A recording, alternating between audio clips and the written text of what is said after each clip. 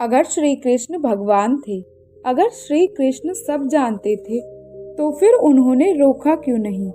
महाभारत का सबसे बड़ा विनाश जुए से शुरू होता है। द्रौपदी का अपमान, पांडवों का वनवास और फिर 18 दिन का युद्ध। लेकिन श्री कृष्ण ने पांडवों को जुआ खेलने से क्यों नहीं रोका?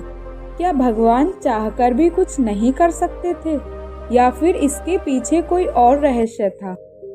आज मैं आपको बताऊंगी कि श्री कृष्ण ने जुए को क्यों नहीं रोका और इस कहानी के पीछे धर्म का सबसे बड़ा नियम क्या था। पांडव कोई साधारण लोग नहीं थे।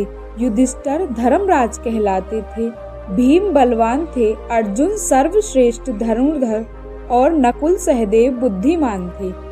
लेकिन इन पांचों में सबसे बड़ी कमजोरी थी कि ये धर्म का अंधा पालन करते थे।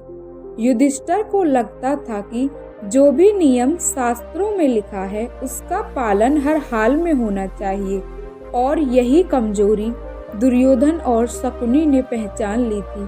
दुर्योधन जानता था कि युद्ध में पांडवों को हराना आसान नहीं है, क्योंकि पांडवों के पास बल भी था और धर्म भी था। इसलिए दुर्योधन ने युद्ध नहीं चुना, उसने चुना एक ऐसा खेल जो बाहर से तो खेल लगता है पर अंदर से जहर है, और उस खेल का नाम था जुआ। शकुनी ने पांडवों को युद्ध में नहीं हराया जा सकता था, लेकिन जुए में उनका विनाश निश्चित था।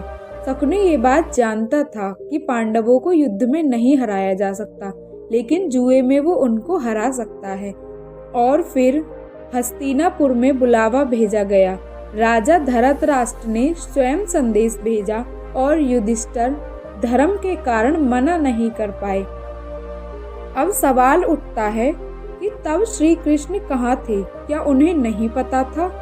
नहीं प्यारे भक्तों, श्री कृष्ण को सब पता था। श्री कृष्ण जानते थे कि जुआ सभा में क्या होने वाला है।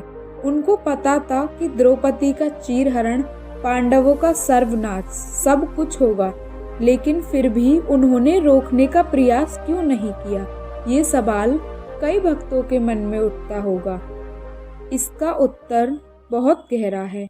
कृष्ण कभी भी इंसान की कर्म स्वतंत्रता नहीं छीनते, अर्थात श्री कृष्ण कभी भी इंसान को कर्म करने से नहीं रोक सकते, क्योंकि भगवान श्री कृष्ण ने गीता में भी कहा है, कर्मण्येवाधिकारस्ते मा फलेषु कदाचन। अर्थात कर्म करना तुम्हारा अधिकार है, फल भगवान के हाथ में है। कृष्ण का नियम है इंसान को उसके कर्म का अवसर देना, क्योंकि अगर भगवान हर बार इंसान को कर्म करने से रोक दें तो फिर कर्म और धर्म का अर्थ ही समाप्त हो जाएगा। युधिष्ठिर का कर्म था अपनी बुद्धि से निर्णय लेना, और युधिष्ठिर ने गलत निर्णय लिया। श्री कृष्ण जानते थे कि यह गलत है, लेकिन वह यह भी जानते थे कि युधिष्ठिर को अपने कर्म का परिणाम भोगना ही पड़ेगा। युधिष्ठिर धर्मराज कहलाते थे, लेकिन धीरे धीरे उनके भीतर एक सूक्ष्म अहंकार आने लगा था। युधिष्ठिर सोचते थे, मैं धर्म को सबसे अधिक जानता हूँ, और जब किसी के भी भीतर यह भाव आ जाए कि मैं सही हूँ, तो वह अपने सामने फिर भगवान की भी नहीं सुनता। ये बात तो आप जानते हो ना। श्री कृष्ण जानते थे कि युधिष्ठिर का यह अहंकार भविष्य में बड़ी भूल करवा सकता है।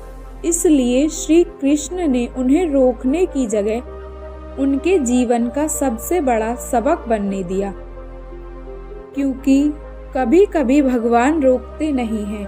कभी कभी भगवान अपने सबसे प्यारे भक्तों को एक छोटी सी गलती से बहुत कुछ सिखाते हैं।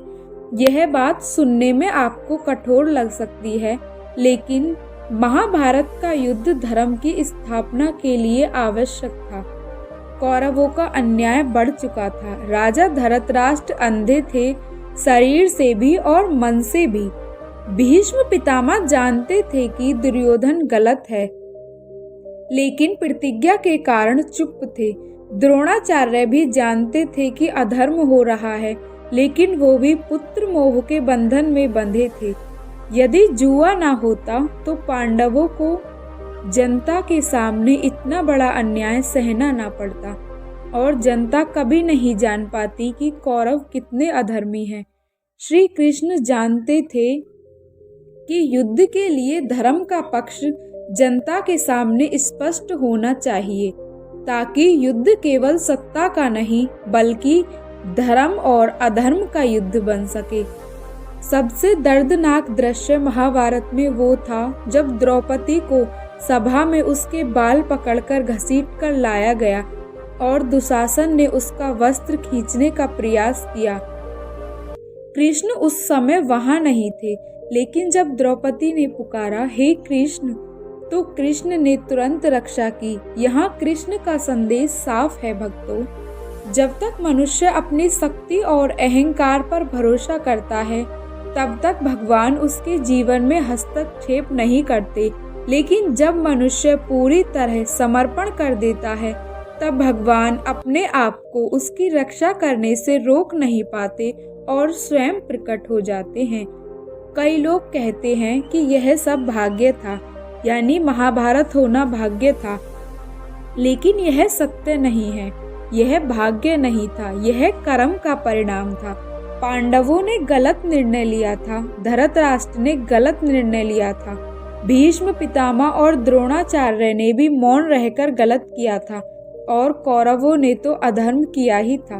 भगवान ने बस यह सुनिश्चित किया कि अधर्म का अंत हो और धर्म की स्थापना हो। अब सबसे बड़ा रहस्य सुनिए। बहुत कम लोग जानते हैं कि श्री कृष्ण ने जुए को रोकने का संकेत पहले ही दे दिया था। जब युधिष्ठिर को बुलावा आया तो विदुर ने उन्हें समझाया था, भीम ने भी रोका था, द्रौपदी ने भी युधिष्ठिर से मना किया था और ये सभी संकेत श्री कृष्ण की प्रेरणा से ही थे, लेकिन युधिष्ठिर नहीं माने। कृष्ण ने चेतावनी दी, पर जब इंसान अपनी गलती पर अड़ा हो तो भगवान भी उसे रोककर धर्म नहीं तोड़ते। तो अब यहाँ मतलब साफ है कि श्री कृष्ण ने जुआ इसलिए नहीं रोका क्योंकि भगवान इंसान की कर्म स्वतंत्रता नहीं छीन सकते, अर्थात इंसान को कर्म करने का पूर्ण अधिकार देते हैं। अब ये इंसान के ऊपर निर्भर करता है कि वो सही करता है या गलत। दूसरा ये कि श्री कृष्ण ने जुए को इसलिए नहीं रोका क्योंकि युधिष्ठिर को अपने अहंकार और कमजोरी का सबक सीखना था। महाभारत का युद्ध धर्म की स्थापना के लिए आवश्यक था, क्योंकि अगर ये युद्ध ना होता तो कौरवों का अधर्म बढ़ता ही जाता। कृष्ण ने इसलिए भी नहीं रोका, कौरवों का असली चेहरा जनता के सामने आना जरूरी था। और सबसे बड़ी बात, कृष्ण हर जगह मौजूद थे, पर वो प्रकट तभी होते हैं जब इंसान पूरी तरह टूटकर पूर्ण संपूर्ण होकर अर्थात पूर्ण समर्पण भाव से उन्हें पुकारता है। महाभारत हमें एक बहुत अच्छी सीख सिखाता है कि भगवान आपको गलत करने से रोकने नहीं आते, बल्कि भगवान आपको गलत और सही में फर्क की शक्ति अवश्य देते हैं। अब ये आपके ऊपर निर्भर करता है कि आप गलत चुनते हैं या सही। और यही कारण है कि श्री कृष्ण ने जुए को नहीं रोका, क्योंकि श्री कृष्ण ने जुआ खेलने से पहले युधिष्ठिर को काफी संकेत दिए थे।